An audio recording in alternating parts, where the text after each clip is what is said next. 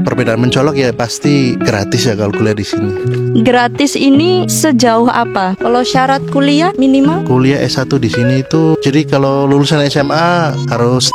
Assalamualaikum semuanya. Oke, hari ini di video kali ini aku mau mewawancarai pasangan orang Indonesia yang tinggal di Jerman. Sudah berapa lama? 16 tahun dan saya 14 tahun. 14 tahun, udah lama banget di sini. Mereka mau sharing ke kalian, ke kita semua, bagaimana hidup di sini, bagaimana cari kerja di sini. Bapaknya bekerja di sini dan mbaknya ke sini juga melalui jalur au pair dulu. Kita udah pernah bikin video tentang au pair sebelumnya, kalian bisa lihat lebih dulu apa itu au pair. Oke, sekarang kita perkenalan dulu nih. Saya Endang. Nama saya Jamal. Iya, Mbak Endang dan Mas Jamal.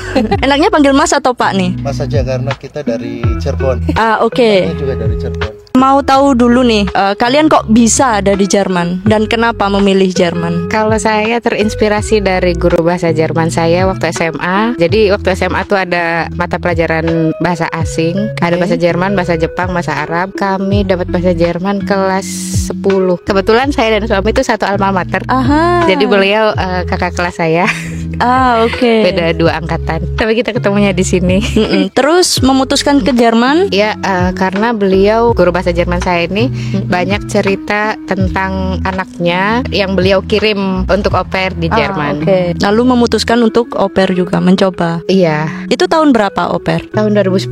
2010. Jadi 2010 saya lulus SMA. Selang beberapa bulan setelah ijazah keluar saya ke Jerman. Dan kenapa Jerman? Yaitu karena ada jalannya melalui guru bahasa Jerman saya. Dan saat kenapa tidak?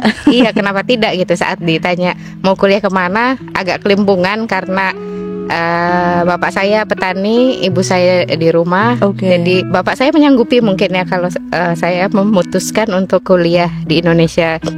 Cuma saya sebagai anak gitu bisa mengukur lah segimana kemampuan orang tua gitu. Jadi saya memutuskan kayaknya sebagai jembatan au pair dulu ke Jerman. Terus karena banyak cerita juga setelah au pair bisa kuliah di Jerman gitu. Tapi akhirnya setelah au pair kuliah. Oh, keren. Kalau bapaknya? Oh, Mas ya, Mas, sorry. Mas. Kalau saya ceritanya hampir sama seperti istri saya. Jadi kenapa au pair? Karena ya sangat cocok sebagai batu loncatan ya bagi anak-anak muda yang ingin mendapat pengalaman ke luar negeri tapi secara finansial tidak mampu atau terbatas. Karena setelah au pair itu sangat banyak sekali kesempatan, apalagi zaman sekarang ya sudah banyak yang melakukan Ausbildung atau kuliah. Iya. Istri saya waktu itu kuliah BWL, Betriebswirtschaft, jadi kayak manajemen gitu ya. Kalau saya waktu itu kuliah S1 kedokteran di sini juga. Kalau di Jerman kuliah kedokteran beda nggak dengan di Indonesia? Maksudnya stepnya? Sistemnya agak berbeda ya. Jadi kurun waktunya sama 6,5 tahun atau 13 semester. Tapi kalau di kita di sini di Jerman itu ada yang namanya Staatsexamen. Jadi preklinik istilahnya 4 semester, lalu ada 8 semester, terus lalu ada yang namanya koas. Kalau di Indonesia koas gitu 1 tahun. Koas itu kayak praktek gitu ya? Koas itu ya di tahun terakhir sebagai mahasiswa kedokteran harus praktek di beberapa stasiunan rumah sakit. Nanti ada beberapa ujian namanya Staatsexamen, ujian negara gitu. Ada 2-3 ujian negara. Selama ujian di fakultas kedokteran itu maksimal 3 kali gagal. Setelah keempat kalinya itu biasanya langsung DO. Setiap ujiannya dari awal sampai akhir gitu. Sama di fakultas lain juga di Jerman hampir sama kayak gitu. Iya, ya, hampir sama ya. Oh, berarti di jurusan lain juga sama ya? Sama 3 kali kayaknya. Sama, oke. Perbedaan mencolok ya pasti gratis ya kalau kuliah di sini.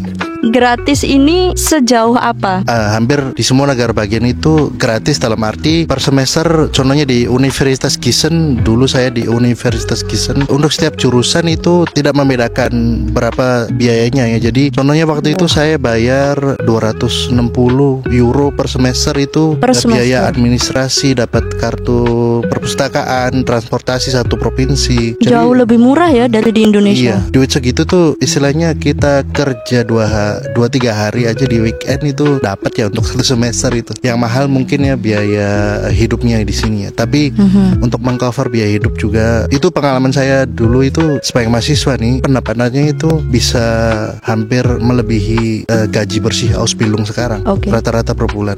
Kalau Ausbildung sekarang rata-rata berapa ya? Gaji Ausbildung itu tergantung bidangnya ya. Jadi yang saya tahu itu di bidang medis perawat gitu contohnya 1.000, tahun pertama itu mungkin 800 sampai 1.000, 1.000 sampai 1.200 gitu. Naik sampai tahun ketiga. Nah, ini keluar dari bidang kedokteran dulu. Untuk hal yang umum kerja di Jerman nih, itu stepnya kayak gimana? Secara umum, jadi orang asing yang mau kerja di Jerman itu yang dibutuhkan adalah untuk jurusan-jurusan yang tertentu ya. Jadi nggak seperti, mohon maaf, TKI, TKW. Jadi di sini dibutuhkan di bidang medis banyak, di bidang seperti perawat, dokter dan lain-lain, IT, peneliti, seperti itu. Jadi kalau anak-anak di bidang seperti itu ya kemungkinan besar bisa bekerja di sini. Tapi yang penting bahasa Jerman, harus menguasai bahasa Jerman. Bapak kan kuliahnya di sini. Iya. Tapi saya tanyakan aja lah. Iya. Kalau misalkan ada teman-teman kita nih yang nonton video ini, mereka udah S1 bidang apapun itu, dan mereka berencana untuk ke Jerman bekerja, ujung-ujungnya bekerja, apakah mereka perlu batu loncatan Ausbildung dulu, atau mereka perlu S2 dulu, atau S1 cukup? Jadi tergantung niatnya dari Indonesia ya. Jadi yang udah S1 contohnya yang mau ke Jerman jauh-jauh itu, menurut saya kalau sudah jauh ke Jerman itu mimpikan yang paling tinggi, yaitu S2 atau S3 sebagai batu loncatan. Umumnya nyari beasiswa. Tapi jika seperti kita ini yang nggak pinter-pinter amat dan nggak kaya-kaya amat, itu au pair sebagai batu loncatan itu sangat saya rekomendasikan, karena siangnya atau malamnya itu punya waktu untuk belajar bahasa dan punya waktu juga untuk berpikir lagi mengenai niat-niat awal dan lain-lain. Jadi cuma setahun, nggak lama juga. Contohnya cari-cari informasi tentang daftar-daftar kuliah S2 atau beasiswa dari Jerman juga ada. Untuk masalah visa gitu ya, kalau nggak deposit itu harus ada surat namanya Verpflichtungserklärung atau surat jaminan seseorang. Dan itu kalau kita bisa menempatkan diri di keluarga Jerman itu, contohnya saya dulu juga dijamin oleh keluarga Jerman dulu kan. Jadi kita nggak perlu deposit, dibanding kalau kita Ausbildung 3,5 tahun, terus itu kan kerja ya dari pagi sampai sore, dan malamnya saya yakin itu capek dan kemungkinan sedikit untuk, apalagi kalau sudah mendapatkan gaji itu mungkin niat awal S2 mungkin ini ya luntur. Iya. Saya juga dapat Verpflichtungserklärung atau surat jaminan finansial dari keluarga au pair saya, Gastfamily saya. Misalkan S1 udah di Indonesia, terus mau lanjut ke sini kuliah S2, syarat terbesarnya apa yang harus dipersiapkan? Belajar bahasa Jerman sih, sama penyetaraan ijazahnya, translate ijazah, kenal translate dulu kan, ditranslate dengan penerjemah tersumpah, ijazah S1-nya bagi yang sudah S1, atau untuk yang lulusan SMA, ijazah SMA-nya sama rapotnya biasanya. Apakah kalau misalkan orang ini S1 terus ijazah S1-nya diterjemahkan terus disetarakan kan? Nah, disetarakan ini maksudnya gimana? Apakah setelah kita kasihkan ke mereka untuk diperiksa gitu ya, valid atau enggaknya, mereka bakal bilang oke, ini valid untuk bekerja di Jerman, atau mereka menentukan level pendidikan kita ini selevel pendidikan apa di Jerman? Jadi yang mana artinya? Jadi untuk penyetaraan ini tergantung jenis pekerjaannya ya. Jadi yang untuk di penyetaraan itu lebih ke pekerjaan yang sangat krusial, seperti kalau mau jadi dokter di sini atau mau jadi perawat di sini itu ijazahnya benar-benar harus disetarakan, istilahnya harus dibuktikan bahwa kita itu benar-benar lulusan itu. Karena itu menyangkut nyawa seseorangnya. Untuk lebih lengkapnya itu ada website Make It in Germany ya. Tapi untuk lulusan teknik atau IT atau yang lainnya yang istilahnya tidak membahayakan nyawa orang, tapi itu menurut saya zaman sekarang nggak harus disetarakan atau diapakan. Itu yang lebih penting adalah pengalaman kerjanya ya, kalau dibilang IT atau yang lain gitu ya. Karena saya pernah mendengar pengalaman seseorang, dia S1-nya nilainya bagus, di transkripnya itu nilainya bagus, begitu disetarakan di Jerman, tapi ini tergantung Bundesland masing-masing ya. Itu dengan Bundesland yang ini disetarakan disetarakan dengan SMA. Nggak tahu lagi kalau ini. Kalau di kedokteran gimana? Apa kayak gitu juga? Kedokteran yang saya tahu dari teman-teman dokter Indonesia yang mau spesialis di sini itu Iya. disetarakan, istilahnya pernah kerja di mana, rapotnya itu disetarakan ya apakah benar dia pernah kuliah kedokteran dan lain-lain. Lalu pernah kerja berapa lama di bidang apa, lalu dilihat nanti dia ada defisit di bidang apa. Nah, itu yang nanti diujikan selain ada ujian kemampuan bahasa medis, ya bahasa Jerman medis. Itu yang saya tahu ya. Kalau untuk penyetaraan di selain bidang medicine itu lebih kebanyakan untuk melanjutkan studi ya. Tapi kebanyakan S1 di Indonesia diakui sih. Lain lagi kalau D3 atau D4 itu di sini karena nggak ada, mungkin nggak diakui sebagai S1 ya. Kalau kuliah sekarang banyak juga yang pakai bahasa Inggris ya. Tapi karena di kehidupan sehari-hari atau ngurus-ngurus surat-surat di pemerintahan gitu pakai bahasa Jerman, jadi masih mendingnya bisa bahasa Jerman. Harus bisa. Yang lebih penting adalah ujiannya ya. Jadi terserah kamu mau bisa bahasa Jerman sebagus apapun, tapi kalau nggak ada hitam di atas putih, ya nggak percuma. Jadi ada buktinya. Kalau syarat kuliah minimal? Kuliah S1 di sini itu, jadi kalau lulusan SMA harus namanya Stuttgart dulu ya. Jadi biasanya B1, B2. Tapi untuk masuk kuliah itu setelah lulus Stuttgart C1 ya. Dan C2 itu ya level penerjemah lah kalau C2. Wah, susah banget. Kalau mbaknya sama? Kalau kuliah kan sama, harus C1 juga. Maksudnya semua jurusan sama aja gitu? Iya, sama semuanya aja. Mungkin yang membedakan tuh pas awalnya, pas daftar Stuttgart-nya tuh. Tiap universitas, tiap kota mereka mempunyai standar, misalnya harus B1 atau B2 gitu. Pas awal Stuttgart itu, daftar Stuttgart. Stuttgart itu bentuknya apa? Kayak tes kah atau kursus? Stuttgart itu kayak apa ya? Pre-university kalau bahasa ininya. Jadi persiapan untuk masuk ke kuliah S1 di Jerman untuk orang asing. Ada yang 1 semester, ada yang 2 semester, tapi biasanya 2 semester. Tapi kalau udah S1 mau S2 nggak usah? Nggak perlu. Itu kayak kursus gimana sih? Enggak, kayak belajar aja, belajar kelas 3-nya SMA. Kayak kelas 3 SMA. Pelajarannya sama, tapi dalam bahasa Jerman. Kayak gitu. Cuma biar biasa aja. Iya, jadi belajar kayak misalnya beliau yang kedokteran ya belajarnya biologi, fisik, kimia, mate sama tapi bahasa Jerman gitu ya pelajarannya. Iya. Sesuai jurusannya. Iya, kayak saya dulu Wirtschaftskurs itu ya untuk jurusan-jurusan ekonomi, jurusan bisnis, administrasi dan lain-lain. Ada ekonominya, Deutsch, mate. Kalau SMA tuh ada IPA IPS gitu kan. Kayak gitu ada. Gitu. Ya gitu ya, paham ya.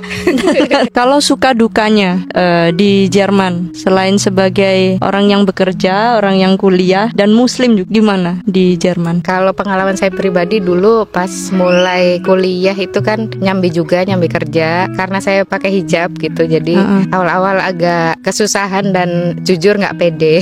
Susahnya ini karena nggak diterima? Nggak diterima.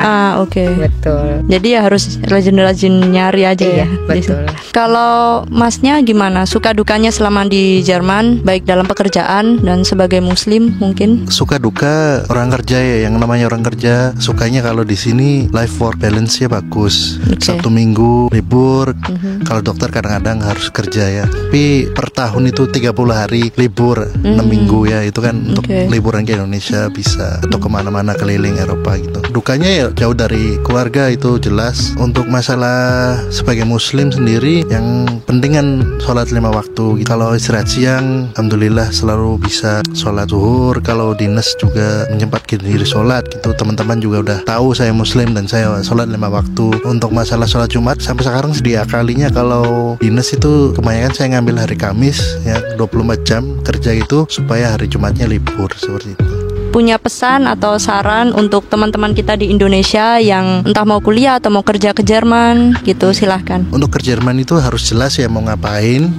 Intinya itu untuk kuliah, kerja ataupun apapun Jerman, syarat-syaratnya pertama bahasa Jerman itu yang paling penting. Harus bisa bahasa Jerman. Level apapun yang diperlukan tergantung persyaratannya, tujuannya gitu. Untuk masalah deposit atau masalah visa yang memerlukan deposit atau surat jaminan itu, kalau orang kaya ya punya uang bisa bikin deposit, tapi untuk teman-teman adik-adik yang kurang mampu secara finansial, itu bisa diakali ya beasiswa pertama, 2 ya istilahnya mencari kenalan ataupun seniornya yang udah di sini, yang udah bisa menjamin orang gitu ya. Berani tanya gitu ya. Berani tanya, berani cari info sendiri. Jadi banyak agen untuk studi ke sini, banyak agen Ausbildung itu sebenarnya kita bisa lewati. Kalau kita lewati istilahnya, kita tuh nggak perlu buang-buang uang istilahnya untuk membayar mereka untuk ngasih tahu info ke kita. Itu infonya ada di internet semuanya ada ya. Semuanya ada. Kalau udah ke Jerman itu ya usahakan ambil yang semaksimal mungkin, karena di sini banyak sekali kesempatan ya. Jadi betul, yang kuliah ya ambil jurusan yang terbaik lah. Kalau yang mau Ausbildung, jurusan yang terbaik yang nggak ada di Indonesia contohnya, atau yang terbaru di Indonesia supaya bermanfaat gitu ya. Kalau mau kuliah ya sampai S3 atau apa gitu. Ya, intinya kan, terus gitu ya dimaksimalkan. Gratis. Terima kasih banyak, info-infonya sangat berguna buat teman-teman. Kalau kalian punya pertanyaan silahkan komen di bawah. Semoga kalian lancar-lancar perjalanannya. Semuanya butuh sabar, semua butuh usaha. Kalian harus rajin-rajin cari info. Dan apapun tujuan kalian ke Jerman, entah kuliah, entah kerja, apapun itu kalian harus punya tekad yang kuat. Terima kasih banyak buat Mbak Endang dan Mas Jamal buat infonya. Dan kalian juga yang udah nonton. So see you in the next video. Assalamualaikum semuanya.